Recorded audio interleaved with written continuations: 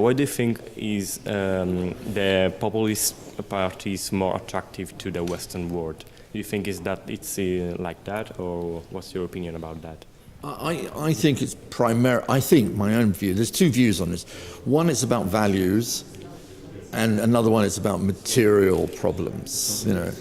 One is about identity, who am I, what's happening to my country, that kind of argument, dealing with immigration, etc.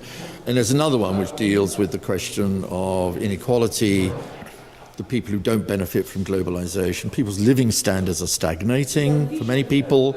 Austerity is hitting a lot of people. So there's a material explanation. I personally go for the material explanation first and foremost. I think without the economic situation in Europe at the moment, and indeed to some degree in the United States, then I don't think we would be having such a strong populist showing. That's my fundamental take on that. On the other hand, this has also raised questions about migration, community, identity, strangers in your country, that kinds of arguments.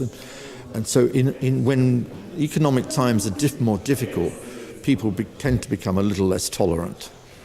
And that is, I think, what we're facing at the moment. And then it's turning against liberal elites who are presumably supposed to be the cause of all these troubles. I don't think they are, simply, but so we are facing something really quite new, something we didn't expect, something else we never predicted, I'm afraid. But then we've never been very good at prediction, have we? So you think that there is basically kind of alteration of the tolerance of the people since what's going on right now? I think the levels of solidarity, levels of toleration are still very high. However, one's got to be careful, because if you only talk to people like yourself, you'll find that everybody is tolerant.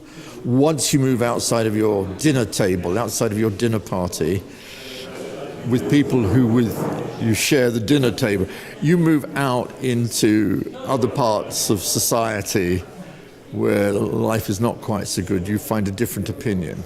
It's not quite so straightforward. We've got to stop talking to ourselves, basically. We've got to kind of go out there and find out what's really going on, and that's what we need to do a lot more of, I think. That's what we should do. We should have always been doing, actually.